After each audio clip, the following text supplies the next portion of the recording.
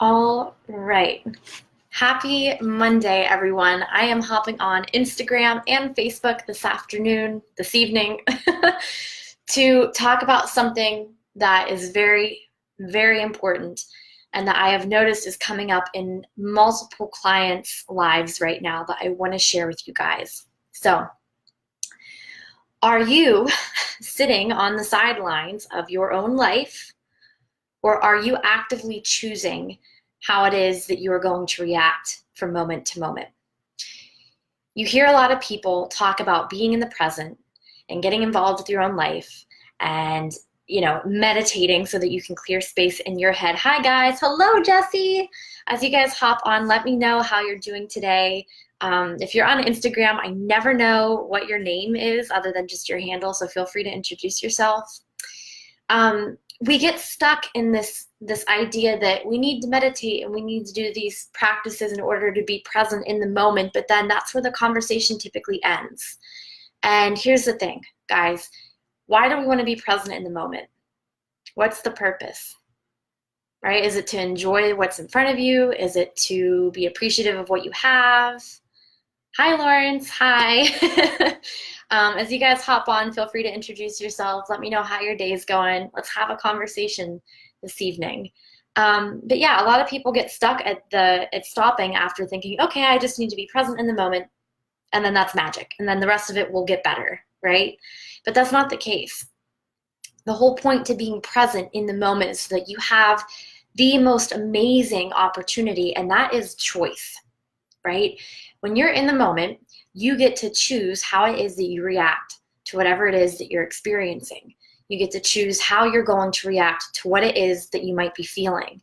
You get to choose how much power what you're experiencing, what is moving through you, what you're feeling is going to have over your future, is going to have over what tomorrow is going to look like.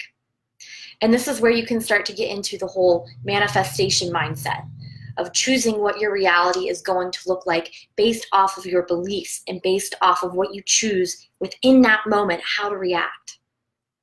So people who are sitting on the sidelines of their life are people who don't even realize that they're reacting.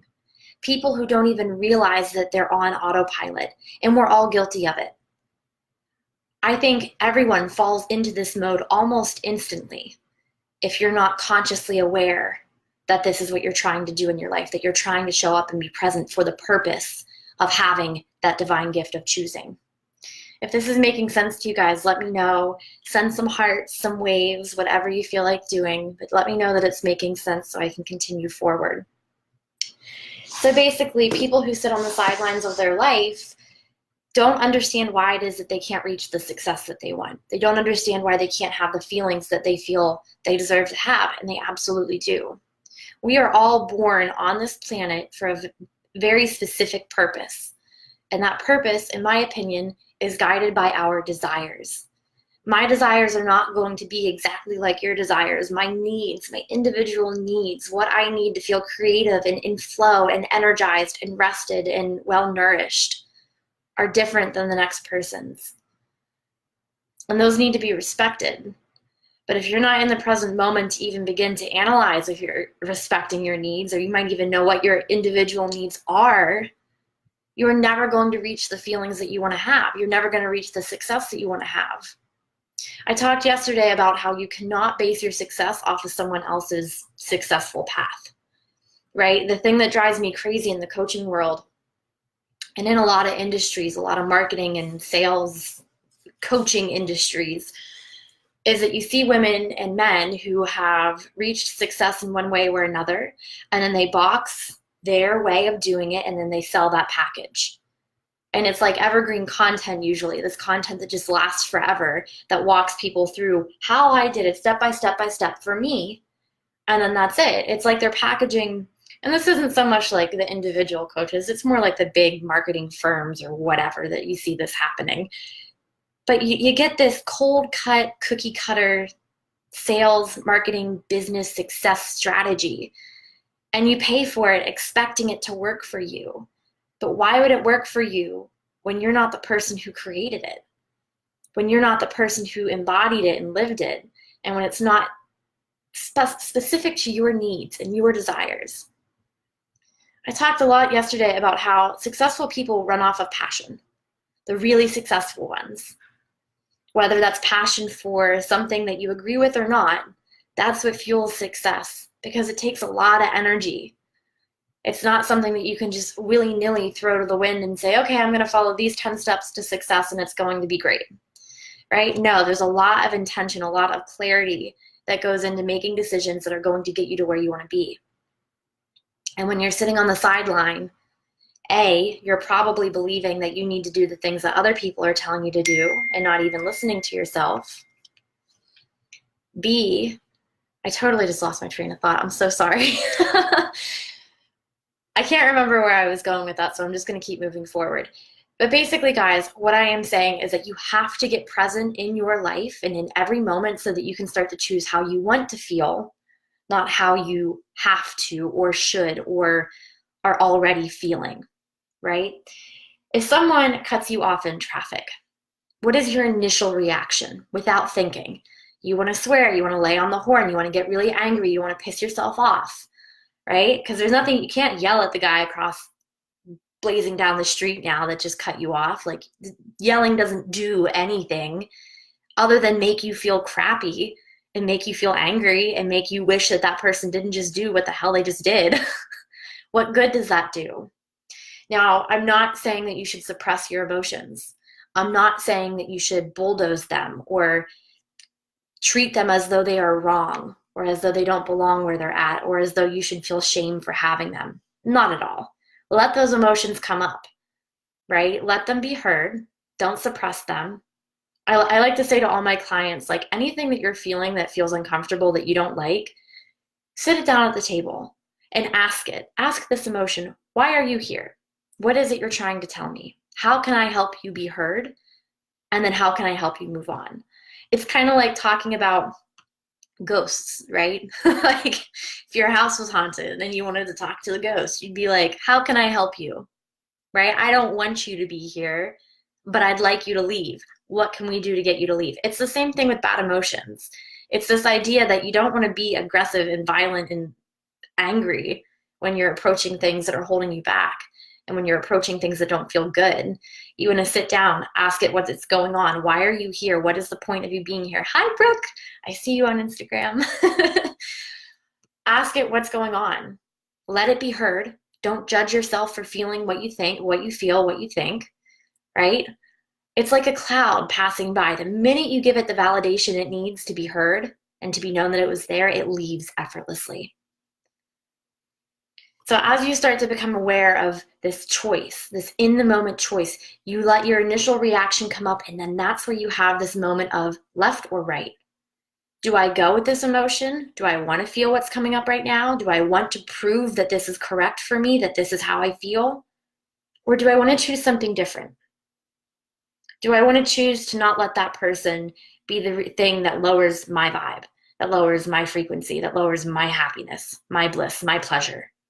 You completely took the power away from the event that could have ruined your day. And it's a choice. And it's not easy. I don't want any of this to feel like I'm trying to say, you just have to do this or you just have to do that, because it takes practice. You're breaking bad habits, essentially, is all it is. You're identifying where you believe you have to react, and you're saying, no, I have power here to choose, and I'm going to exercise that power, that right. Is this making sense? I know everything is always a bit abstract, so I try to give you guys as many real-world examples as I possibly can, and that's just one. Something else that comes up is when you're fighting with someone, right? Someone you love dearly. It's very easy to get wrapped up in emotions because it's an emotional bond you have with someone. But rather than reacting to what it is they're saying, you take a step back and say, why does this person feel that way? What are they feeling right now? And how is that making me feel? Why does their feeling this make me feel that way? And it's because you love them. It's because you care.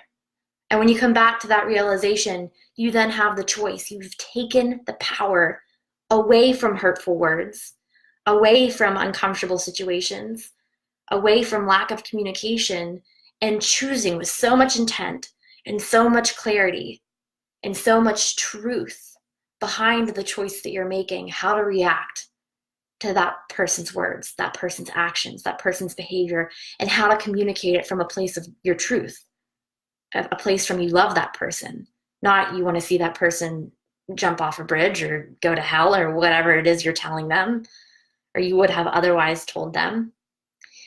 So in every moment, you have the power to step back and say, how do I want to feel? How do I want to feel after experiencing this? How do I want to remember this moment? I think that's a beautiful way of articulating it. How do you want to remember this moment? And make choices from there. And those choices are inherently coming from your intuitive, higher level, abundant self. They're coming from the little voice in the back of your head that's begging you to quit your job. It's coming from the little voice in the back of your head that says, man, I feel like I have a story to share, but I don't know how to share it. And I don't know if people want to hear it. And I just don't know. So I'm not going to do anything about it. It's coming from that gut feeling that when you see something you want to buy that you know is going to make your life better, you want to do it. It's coming from that feeling of like, oh my God, that's perfect for me. Not the judgment or the fear or other people's beliefs filtering into that and saying, you don't need that. That's not worth that much money. You don't have the money to afford that. You're going to get in debt for that.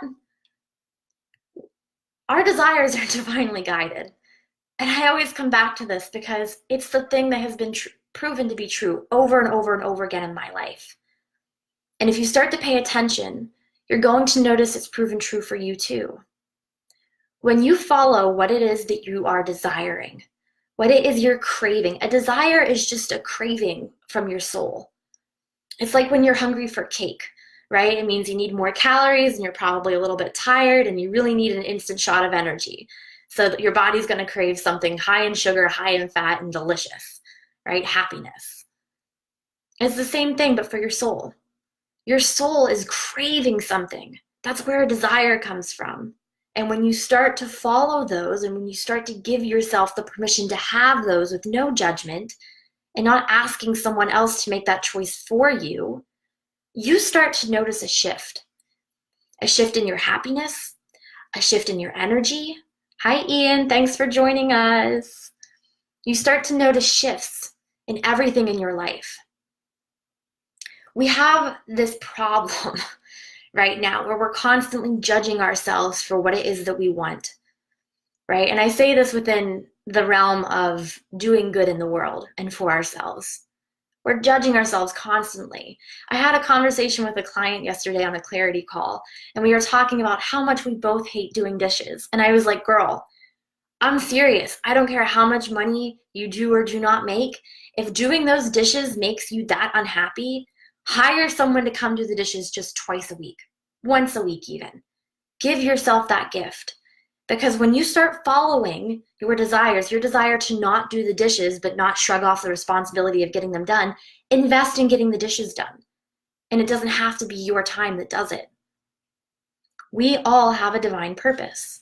We all have desires. And when we start to follow those desires, it's like this laid out path that guides you into your purpose. I struggled so much at such a young age of trying to figure out how to tell people what it was that I wanted. What's your life purpose? Like, what are you going to go do with your life? What's your 5-year plan look like? What's your 10-year plan look like? And it drove me insane because I didn't know what to tell them. I had no idea. I had no words to give anybody any clarity on what that looked like for me. All I knew was what I didn't want to do. I knew what my desires were telling me not to do. And so I followed that. And it got me here pretty quickly. I didn't spend 4 years in college trying to figure out what major to have.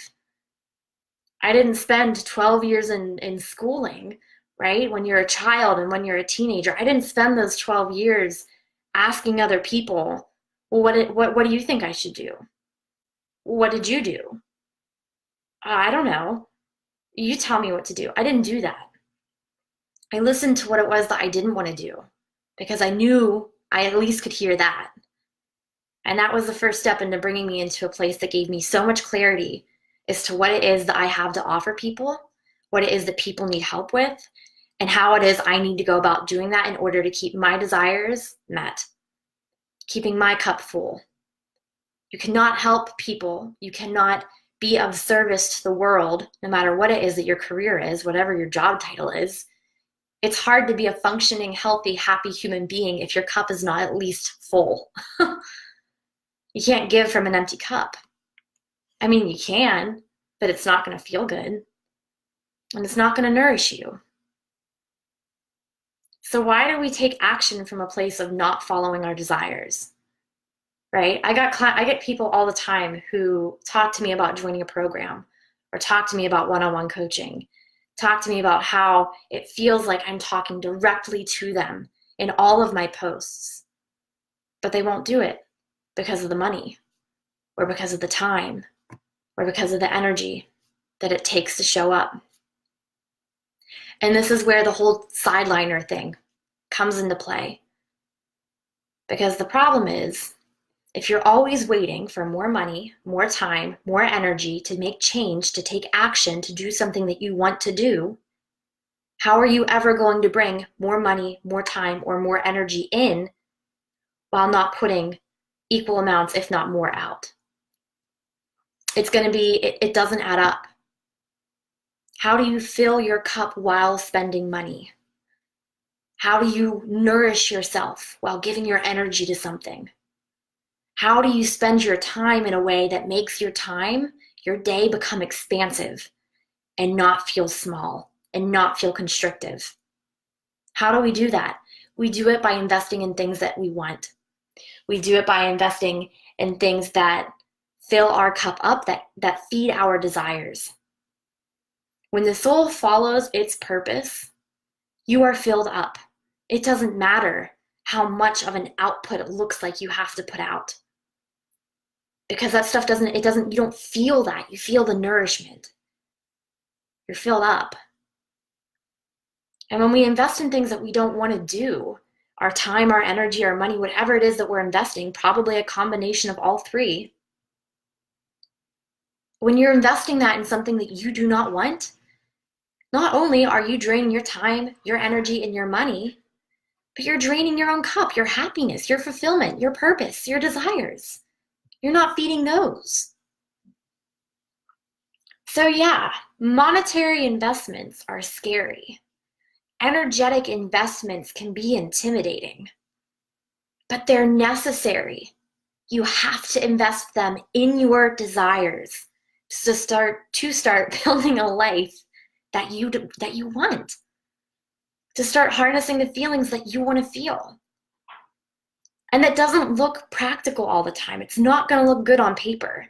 I tell my clients this all the time, right? I have a client who is in college, and if she's watching this, she's going to know exactly who she is.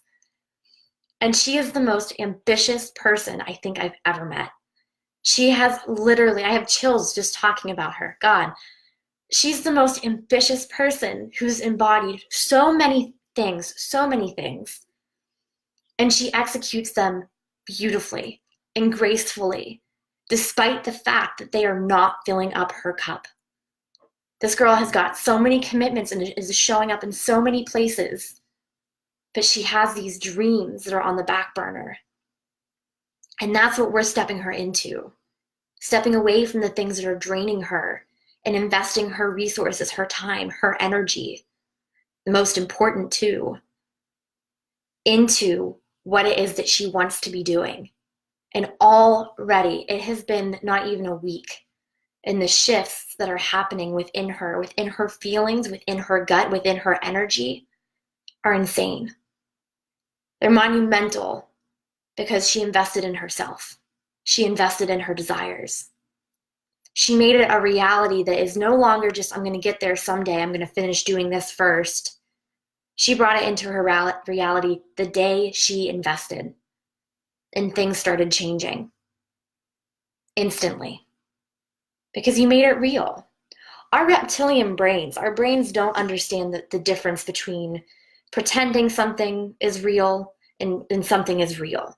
It doesn't understand the difference without further digestion of our consciousness, that when we watch a horror film, that it's on TV and it's not really happening to us, even though we're investing our attention into it as though we're there. So when you start to invest in yourself in the physical realm, you are telling your brain that it's real. It's the most definitive thing, it's the most impactful thing you can do in your reality right now, to prove to your brain that it's real and that it's going to work. And then that's when you start to shift your limiting beliefs. It takes action. I talk about limiting beliefs all the time.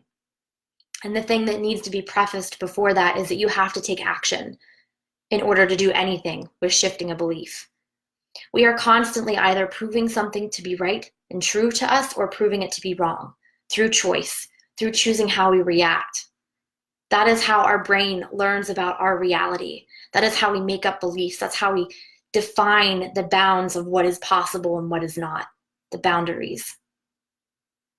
And when you're choosing that, you gain all the power in the world that you could ever need to design a reality that you love and that makes sense for you and that feels good for you. Not somebody else, not your parents, not your sister, not your boss, not that kid in high school who told you you're never going to sum up to anything, or the teacher. But for you, you make your own rules. You create your own reality. This whole talk came up from a post that I was inspired to make today about my Monday at 3 p.m. And do you want to know what my Monday at 3 p.m. looked like? I was in slippers, in my favorite pair of jeans, and I still currently am, sipping on a chai tea latte that my boyfriend and I grabbed around, 2:30, casually, in no rush, on a Monday. I was sitting down at my computer talking to clients, checking in on how my clarity call ladies are doing, seeing what's come up for them since our last session, talking to my divine timing mastermind girls, and celebrating the shifts that they're already experiencing when the program hasn't even started yet. It's a choice and it's an intention built through action and made real, manifested through action. You don't have to worry about what is and is not possible because that's not up to you, right? Nature gets to decide the rules of life when it comes to gravity and physics and all of that relative stuff. But what is up to you is, how are you going to react to it?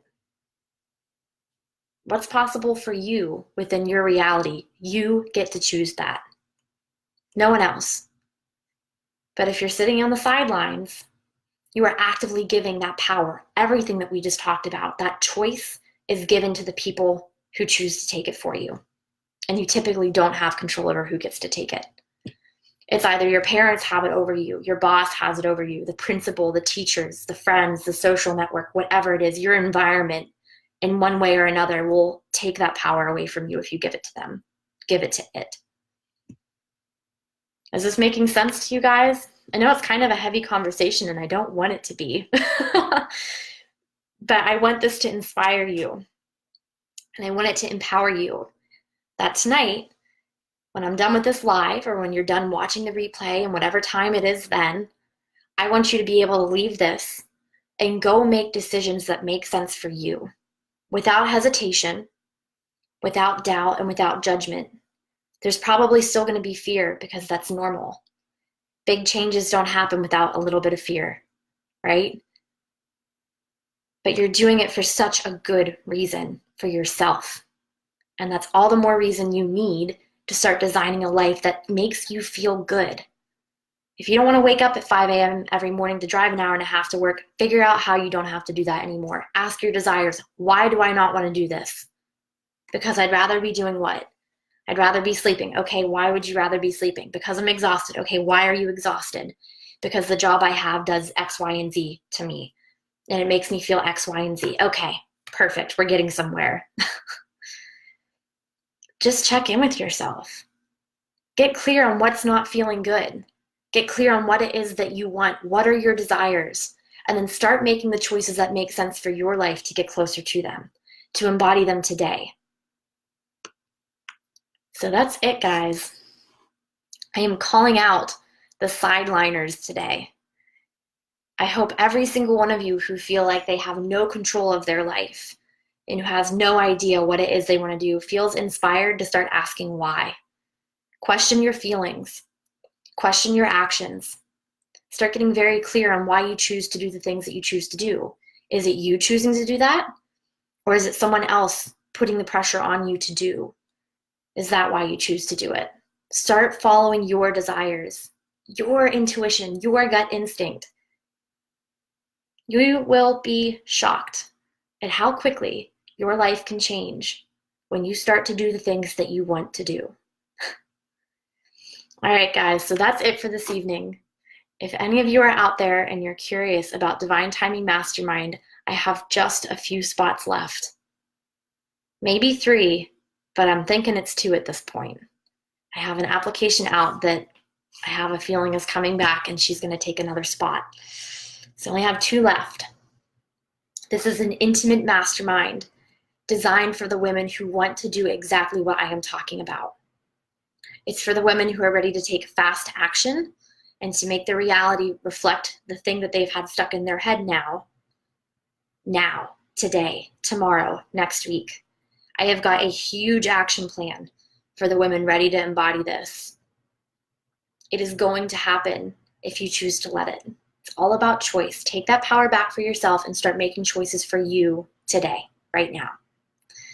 All right, guys, that's it. If you are interested in Divine Timing Mastermind, send me a DM. We will get you all set up. And I will talk to you guys later this week. Have a beautiful rest of your Monday.